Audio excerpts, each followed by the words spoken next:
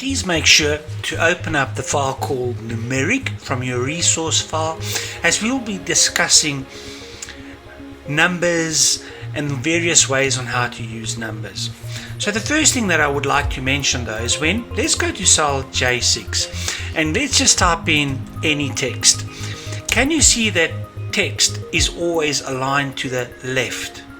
And if I go there and I say 1 and I go 2.5, maybe 2,500, maybe 500, let's go 50,000 again, let's go 0.001.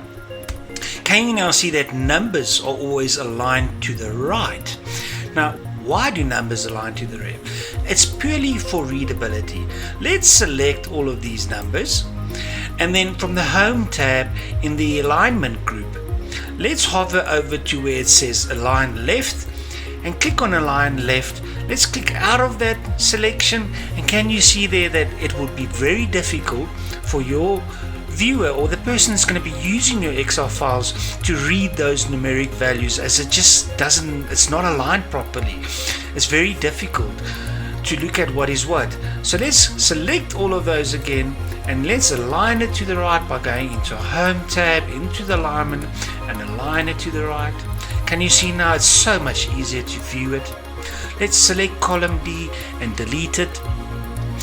From column J now, on J6, let's look at the differences of the alignment. I can align text to the right, I can center align my text, I can even to the top 3 options here, and you might not see it as much, but this is the alignment within the cell. So if I go, it will go top align, middle align, bottom align, and it's very subtle.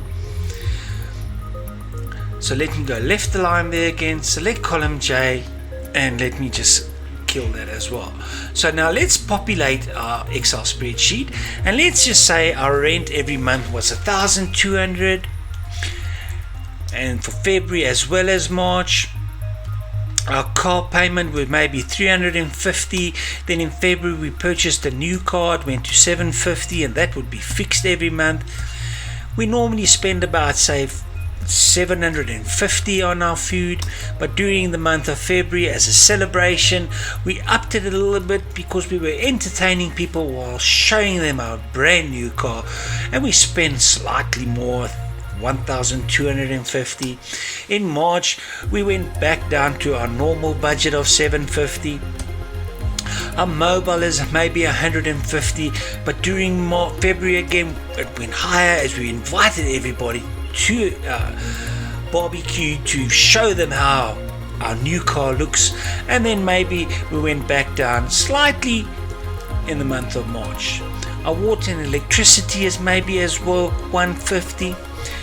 We slightly spent more in Feb, and then we returned it back down in March.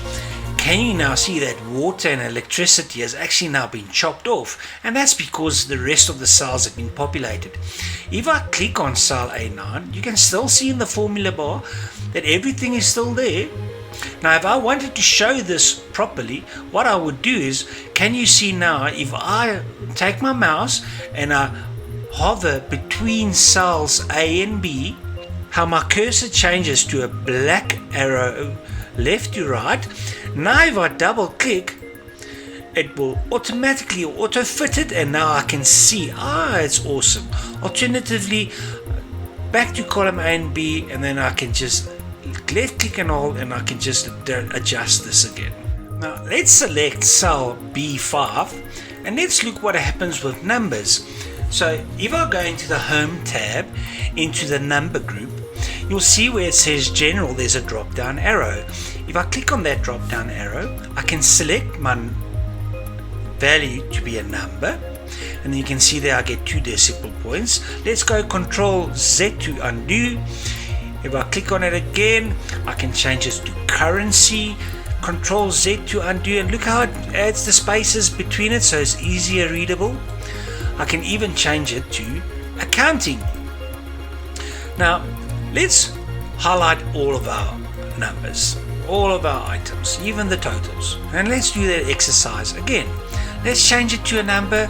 Okay, let's change that number maybe to a currency, And can you see that the moment you change it to a currency, it kind of jumbles up, because the currency values there are, and they're not all aligned, and this can also sometimes cause headaches. But if I now select accounting, can you see how the currency value all lines up and everything is nice and neat, even without decimal points? So let me go and go Control Z again to undo everything. From there, I can also, with everything still selected, I can go right click, and in my contextual menu, find the one that says Format Cells, left click it, just reposition this, make sure that the number tab is selected, and then when you go either to number, can you see that here you can set the decimal points, you can set the thousand separator, you can have negative numbers display in a certain way. The same with currency. Your decimal places, you can have your currency symbol, you can change your currency symbol here, you can have negative values. The same with accounting, you can have your decimal values as well as your symbol. So let me just click on cancel, go back into the number group, let's change this to accounting. What I could also do is, if I go back into the number group, over the accounting number format, on the drop down, I can switch here between currencies. Alternatively, from the decimal point, I can add an indentation and say, okay, but give me 3 or 4 or 5 decimal points. Or I can undo it by just decreasing the decimal value again.